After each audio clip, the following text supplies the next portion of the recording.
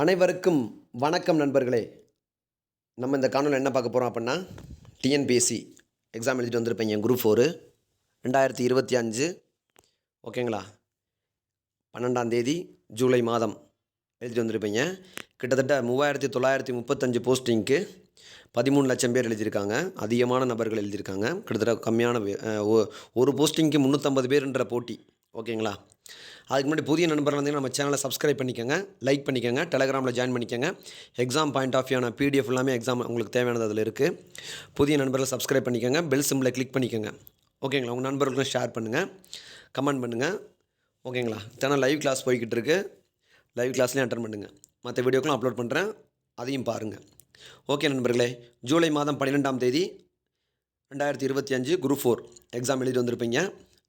இப்போ வந்து பார்த்தோம்னா எக்ஸாம் என்ன சொல்லியிருக்காங்க, டிஎன்பிஎஸ்சி ஒரு புதுசாக ஒரு அறிவிப்பு விட்டுருக்காங்க. என்ன சொல்லியிருக்காங்க அப்படின்னு சொல்லி பார்த்தோம்னா, 3 மாதங்களில் கிட்டத்தட்ட 3 மாதங்களில் வந்து தேர்வுக்கான முடிவுகள் வெளியிடப்படும் அப்படின்னு சொல்லி டிஎன்பிஎஸ்சி தலைவர் வந்து சொல்லியிருக்காரு. என்ன சொல்லியிருக்காங்க அப்படின்னா, குரூப் 4 தேர்வு முடிவுகள் வந்து எப்போயுமே இந்த போன எக்ஸாம் லாஸ்ட் டைம் நடந்த எக்ஸாம்ஸ்லாம் பார்த்தோம்னா 4 மாதத்தில் வெளியிட்டதாக சொன்னாங்க. ஓகேங்களா, இனி வரும் நாட்களில் 10,000 காலி பணியிடங்களுக்கு டிஎன்பிஎஸ்சி தேர்வு நடைபெறும் அப்படின்றாங்க. இனி எக்ஸாம் பாயிண்ட் ஆஃப் வியூ திருப்பி எக்ஸாம் நடத்துவோம் அப்படின்றாங்க.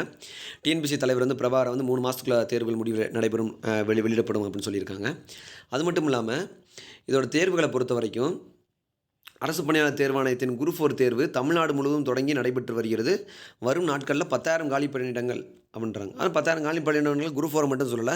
அடுத்தடுத்து என்னென்ன எக்ஸாம் சொல்கிறாங்களோ, டெக்னிக்கல் எக்ஸாம் இருக்குது, குரூப் 1 எக்ஸாம், குரூப் 2 எக்ஸாம், அது சம்மந்தமானது. அப்புறம் வந்து டிஎன்இபி எக்ஸாம், அதுக்கப்புறம் வந்து இதுவே இந்த இன்ட்ரி போஸ்ட்டில் இருக்கிற வந்து இப்போ பிடபிள்யூடி டிபார்ட்மெண்ட்டில் உள்ள இன்ஜினியர் எக்ஸாம்ஸ் எல்லாத்தையும் சேர்த்து தான் அவங்க வந்து சொல்கிறாங்க. இதுக்கு முன்னாடி இப்படி டிஎன்பிஎஸ்சி வந்து வெளியிட்டது கிடையாது. ஆனால் ஃபஸ்ட் டைம் வந்து இப்போ என்ன சொல்லியிருக்காங்க அப்படின்னா, 3 மாதங்களில் வெளியிடுகிறோம் அப்படின்றதே பெரிய விஷயம் தான். இந்த டிஎன்பிஎஸ்சி அந்த குரூப் வந்து கொஞ்சம் டஃப்பாக தான் இருந்துச்சு. ஆக்சுவலி தமிழ் பொறுத்த வரைக்கும் தமிழ் வந்து கொஞ்சம் ரொம்ப டஃப்பாக தான் கேட்டிருந்தாங்க. தமிழ் டஃப்பாக தான் இருந்துச்சு. மேக்ஸ் ஓரளவுக்கு ஒரு 20 கொஸ்டின் அடிக்கிற மாதிரி இருந்துச்சு.